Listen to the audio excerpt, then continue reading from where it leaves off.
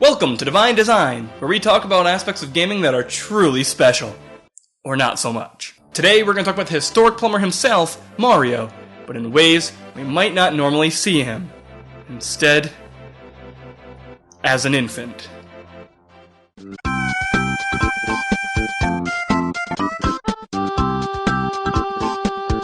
Yoshi's Island is one of the greatest platformers ever created. Everything from the level design to the music, the mechanics, it all comes together to make something truly incredible. Touch fuzzy, get dizzy!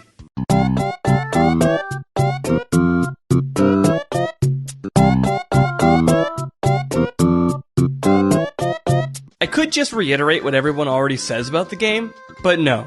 Today, let's talk about the thing that most people seem to despise in Yoshi's Island, Baby Mario's cry.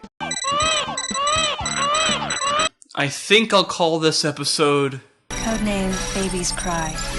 Yes, the infamous Baby Mario cry seems to be more discussed than the game itself by a lot of people. Many out there will claim that the game is unplayable because of this even. No matter what, how, or who you discuss Yoshi's Island with, it always seems Baby Mario we brought up. There are a lot of people who do try to defend this part of the game though, and rightfully so. Generally, however, they use the idea of punishment from game design to back up their argument. You see, in game theory, it's a very common, popular, and beneficial practice to incorporate punishment into a game. Whether this be death, a loss in HP, or anything negative for that matter. By punishing a player when they do something wrong, it encourages them to learn a lot from their mistakes and not repeat the same process. Kinda like Super Meat Boy, where you die a lot. That must be the best game ever.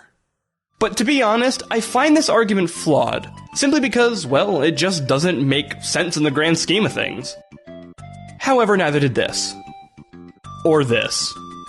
But if Nintendo was trying to punish you for getting hit, why have a baby wail around the screen in a bubble non-stop crying until you get him? Actually, that is a pretty good punishment. But they could have just given you a health bar, or used other Mario traditions for this. Why also give you a regenerating timer, which serves essentially as health anyway? Well, it's because the noise isn't there to punish you at all. It's there to alert you. Think about the Zelda hearts for a moment. We all know when we hear this noise that we're dangerously low on health. We even know roughly how much life we have left, simply because we are alerted by this sound. It can be annoying at times, yes, but it is there for our own good. Again though, why not simply a noise similar to Zelda, or a bloody scream like modern games? A bloody scream! So real.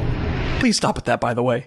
Well, they had to find something that could get your attention effectively, while also keeping with the childish and innocent tone of the game. So, a child's cry seems to make more sense. Alright, so we know that the noise isn't just there to punish, but to alert. And we also know now why a baby scream would make sense. But there's even more to it than that. Think about what a crying baby does to you. Wherever you are, if there is a child crying, no matter how hard you try, you can't ever shake it. There have been many studies about how this sound affects us as people. Countless times over countless studies, the following prove true. Whenever a baby screams, we become more aware, attentive, accurate, and active when dealing with that child. Regardless of our parental status, gender, or even age, we are immediately put into high alert mode. Think the Deadeye mechanic from Red Dead Redemption. Except with less bullets. You see, we want to get Baby Mario back at a subconscious level, on top of wanting to complete the game. It's not simply because we find the noise annoying. Okay, it is annoying. But we are designed as people to assist children more effectively once we hear them cry. And honestly, this is exactly how I felt my first time playing the game. I was so immersed that whenever Mario was knocked off my back and I heard him start to cry, I would panic trying to retrieve him. It was my job to protect Mario, and if anything bad happened to him, it would be my fault and mine alone. That screaming only added to my panic, and I love it. Also, something extra to think about is how the mechanic functions in the game as a health system. It gives the player more direct control on how much damage they actually take. For example, in Mario, if you get hit, you take 1 point of damage. If you're Big Mario, you become small. If you're Small Mario, you die. It's very binary and, in a sense, rather uninteresting. Sonic actually did this well with the rings, and yet, that too doesn't quite get the credit it deserves. Rolling around at the oh jeez, hold on a sec, I gotta get my rings. Rolling around at the speed of oh crap, I just dropped some of my rings. Hold on, give me a sec. Rolling around at the speed of sound. Got places to go, gotta pick up my rings. I gotta pick up my rings. But when you get hit in Yoshi's Island, the timer comes up, and Baby Mario is flung from your back. Now you have to get him, but how efficiently you do that will affect how much health you've actually lost. It gives you more control as a player, so you have a part in how much damage you actually take from an enemy in any given situation. I honestly encourage you all to play Yoshi's Island firsthand to experience what I'm talking about.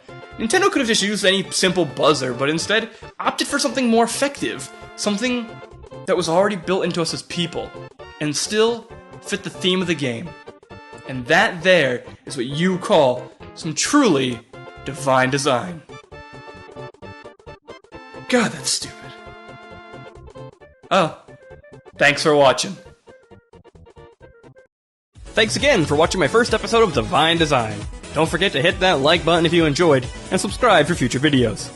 Also, if you liked the video, I'll probably kiss you. No homo, by the way. Unless you're a lovely lady, in which case, girl, you lucky. Oh yeah, and I also have a Twitter, I think. It's like @Zerbraxi or something stupid. I also stream every so often on Twitch, so come hang out.